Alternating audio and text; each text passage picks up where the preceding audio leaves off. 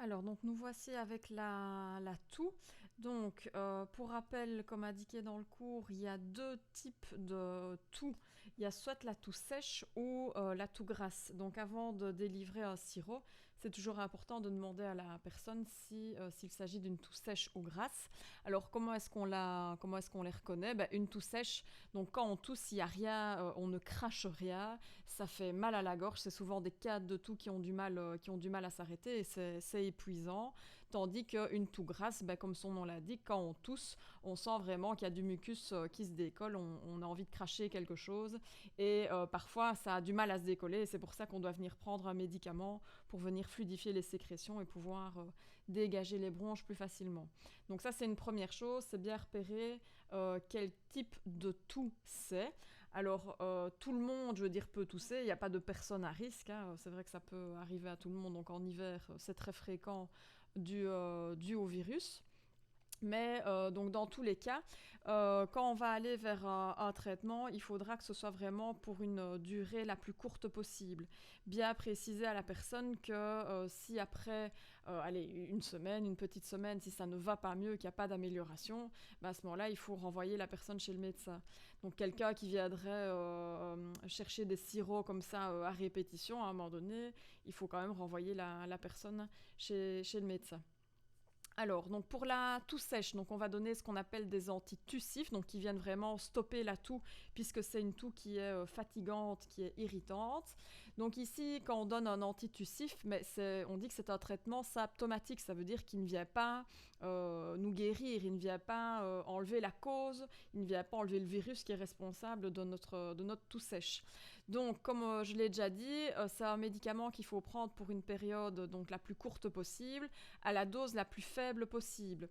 Parce que, voilà, au fur et à mesure des années, avant on donnait beaucoup de sirop, que ce soit pour tout sèche ou tout grasse, même déjà à des tout petits. Mais maintenant, il y a eu des nouvelles recommandations. Et d'ailleurs, avec les sirops qui sont en vente libre, dont par exemple celui le plus connu à base de dextrométhorphane, ben, maintenant il est contre-indiqué chez les enfants en dessous de 6 ans et déconseillé. Les sirops à base de dextrométhorphane, ils sont déconseillés en dessous de 12 ans. Avant, c'était pas du tout le cas. Donc déjà avoir ça en tête que on se rend compte que moins on en donne mieux c'est. Bon, parfois c'est nécessaire, hein, quand on tousse et qu'on ne sait plus dormir tellement on tousse, à un moment donné il faut bien calmer tout ça.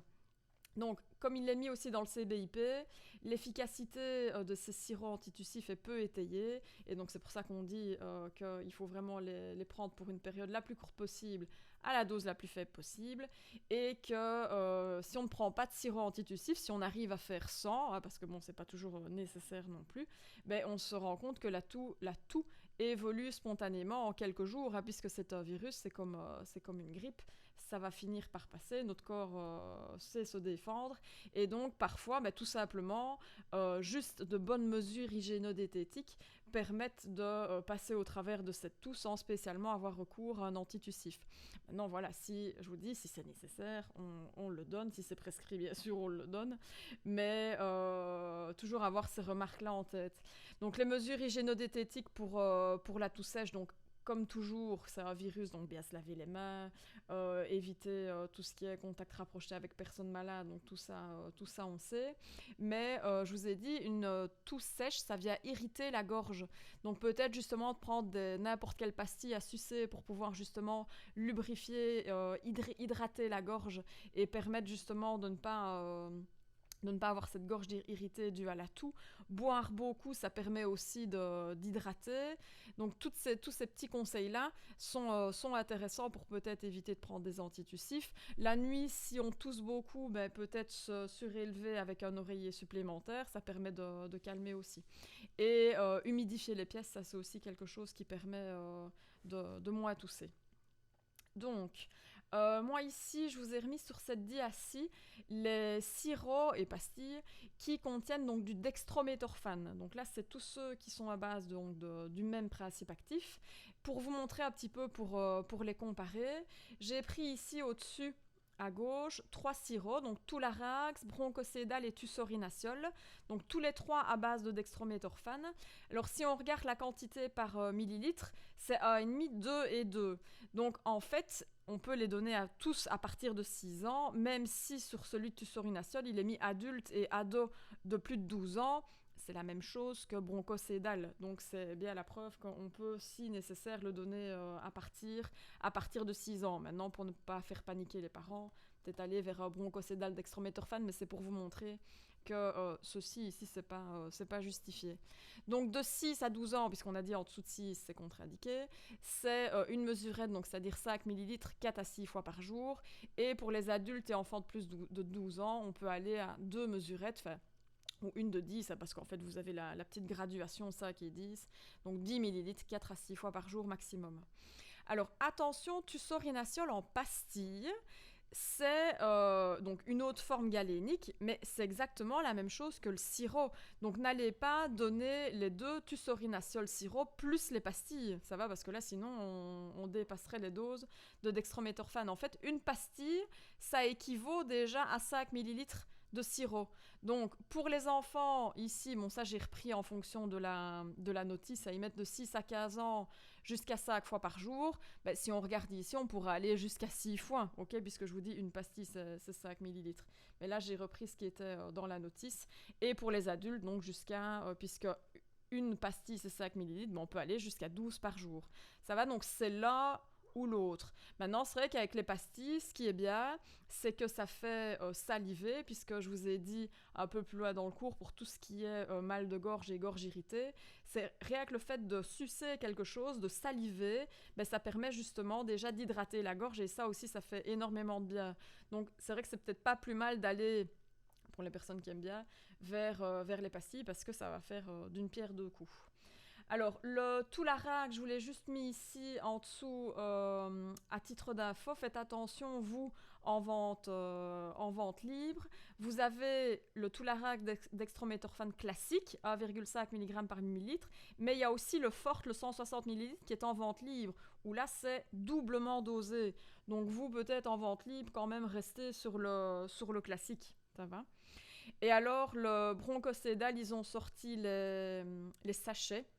Donc là, qui sont assez bien dosés. Et donc là, c'est pour les adultes et enfants au-dessus de 12 ans, pardon. On peut aller de 1 à 2 sachets, 3 à 4 fois par jour. Ça va ? Donc peut-être vous, pour votre pratique en stage, mais peut-être retenez ces 3-ci avec la posologie et les petites pastilles. Comme ça, vous avez un exemple aussi pour les pastilles. Alors, à côté de ça, toujours en vente libre, il y avait une autre spécialité que je vous avais demandé de retenir, donc pour la toux sèche, c'est l'isotocil. Donc là, on n'est plus avec du dextrométhorphane, c'est un autre principe actif. Bon, ça voilà, je vous ai mis aussi les posologies, si c'est quelque chose qui sort souvent en officine. Mais moi, je pense que si vous retenez déjà ces 3-ci avec la posologie plus les pastilles, c'est déjà très bien, vous savez bien vous débrouiller pour la toux sèche. Alors, tout grasse, donc quand la personne tousse, elle a envie de cracher, on sent vraiment, on l'entend même, hein, quand quelqu'un tousse gras, on entend vraiment que ça se décolle. Donc il faut avoir en tête que la toux grasse est utile, donc c'est pour ça il ne faut pas venir donner un sirop antitussif qui bloque la toux chez quelqu'un qui a une toux grasse, parce que sinon toutes les sécrétions vont rester au niveau des bronches, et c'est pas ce qu'on veut. Ici c'est l'inverse, on veut, avec le sirop qu'on va donner pour la toux grasse, venir fluidifier les sécrétions, et du coup comme elles sont plus fluides, quand la personne va tousser, elle aura plus facile de les cracher. Donc, ne pas donner d'antitussif lors d'une toux grasse, ça c'est déjà important. Mais de nouveau, l'utilité donc, de ces fameux sirops qu'on appelle mucolytiques et expectorants n'est pas clairement établie. Donc c'est vrai que par rapport à avant où on donnait ça même des tout petits, aux tout petits enfants, maintenant voilà, ils ont de nouveau aussi changé les recommandations. Tout sirop pour la toux grasse est contre-indiqué en dessous de 2 ans, et ceux à base de guafénésine sont contre-indiqués en dessous de 6 ans. Donc, si vous en donnez un sirop ou les pastilles, parce qu'on va voir que ça se donne aussi en comprimé, toujours avoir en tête que comme c'est fait pour tousser, ben, la dernière prise ne doit pas être prise trop tard le soir, sinon la personne va être embêtée pour la nuit. Et d'ailleurs, avec ça, je voulais faire une remarque, c'est pour ça que aussi parfois sur une ordonnance, vous pourriez avoir un sirop pour la toux sèche et un sirop ou des pastilles pour la toux grasse.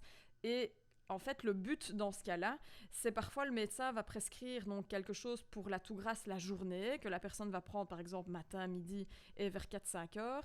Et le soir, pour être tranquille et pouvoir passer une nuit sans tousser, prendre juste une dose de sirop antitussif. Mais les deux ensemble, ça n'a pas de sens parce que sinon ça viendrait agir l'un contre l'autre. Mais dans tous les cas, privilégier les mesures hygiéno-diététiques et de nouveau, parfois, elles peuvent même suffire à elles seules, ces fameuses mesures hygiéno-diététiques. Donc pour la toux grasse, le but c'est de venir vraiment fluidifier les sécrétions. Donc ça va être boire beaucoup, ça va être d'humidifier les pièces pour vraiment venir fluidifier et avoir plus facile de tousser, de cracher toutes ces sécrétions. Alors, ici, je vous ai remis donc les spécialités lysomucil avec les différentes galéniques, donc à base d'acétylcystéine. Ça, c'est ce qui sort le plus, en générique aussi pour la toux grasse. Donc, en ce qui concerne, donc, ici à gauche, tout ce qui est comprimé effervescent, comprimé classique, les sachets, les pastilles, etc. Principalement, donc, c'est du 600 et c'est de 200 mg que vous allez voir. Donc, 600 mg, c'est la dose max, je vais dire, qu'on prend sur la journée. Donc si vous avez du 600 mg, c'est à partir de 7 ans, pas en dessous, et c'est une fois par jour. Donc très souvent, on dit le matin ou à midi, par exemple, et après le repas, puisque c'est fait pour tousser, on le prend une seule fois par jour, puisque c'est du 600 mg. Si vous donnez du 200 mg, pour un enfant de 2 à 7 ans, ce sera un sachet 2 fois par jour. Pour un adulte, il pourra en prendre jusqu'à 3 fois par jour. Et là, ce serait matin, midi et pas trop tard le soir, donc vers 5 heures maximum. Ou si c'est un enfant plutôt, ça dépend à quelle heure il va dormir. Mais il faut au moins 4-5 heures avant qu'il aille dormir pour ne pas que ça l'ennuie pendant la nuit. Donc, pensez toujours avec les comprimés effervescents de ne pas donner ça à une personne qui souffre d'hypertension. Donc à ce moment-là, il faut aller vers les sachets ou pastilles donc, qui ne sont pas effervescents. Et à droite, vous avez les sirops. Donc soit en dosage 2%, soit double dosage 4%. Ça va? Mais je pense de nouveau que si vous retenez déjà ceux de gauche, donc avec les 600 mg et les 200 mg, c'est déjà pas mal. Et alors, vous avez aussi la spécialité Lysox, qui est aussi à base d'acétylcystéine, avec chaque fois les petits sachets dosés à 100, à 200, à 400 et à 600 mg. Mais de nouveau, si vous restez sur le lysomucil avec l'acétylcystéine en générique 200 et 600 mg, je pense que c'est déjà bien pour vous débrouiller, pour pouvoir conseiller pour une toux grasse. Petite remarque, je ne l'avais pas mis dans le cours, mais bon, ça c'est à titre d'info. L'acétylcystéine, en fait, ce PA-là, est utilisé par voie intraveineuse en cas d'intoxication au paracétamol. Donc ça, c'est une petite anecdote. Donc c'est pas du tout les dosages qui sont ici, c'est à d'autres dosages. Mais si voilà, une personne a pris trop de paracétamol pour éviter les dégâts, l'acétylcystéine, c'est ce qui permet de traiter ces intoxications. Alors, pour la toux grasse, vous avez un autre P1 que je ne vous avais pas demandé de retenir, qui est carbocystéine, qu'on retrouve dans deux spécialités, mucorinaciol et cyroxyle. Je pense que le mucorinaciol sort peut-être plus souvent, avec, attention, donc il y a le dosage pour adultes et le dosage pour enfants, donc en rose. Mais attention, pour enfants plus en dessous de 2 ans, alors qu'avant on donnait ça à des enfants qui étaient plus petits. Et pareil, peut-être retenir ces deux posologies ici, comme ça vous avez sous forme de sirop avec le mucorinaciol adulte-enfant et comme on l'a vu avant, sous forme de petites pastilles sachets avec le lysomucil, et là vous couvrez un peu tout. Et alors j'ai remis ici le bisolvon, ça c'est juste pour vous montrer à titre d'info. Attention, il y a plein de galéniques différentes et il faut pas se tromper. Donc vous avez les comprimés, mais alors sous forme liquide, il y a 3 choses différentes. Il y a le sirop, il y a la solution buvable en gouttes et il y a la solution pour inhalation par nébuliseur. Alors ici, les deux sont au même dosage, c'est du 0,2%, mais voilà, pour ne pas faire paniquer peut-être la personne à qui vous le donnez, si c'est pour nébuliseur, ben, prenez bien celui-là. Si c'est pour prendre Perros, prenez bien les gouttes buvables. Donc voilà pour la toux grasse.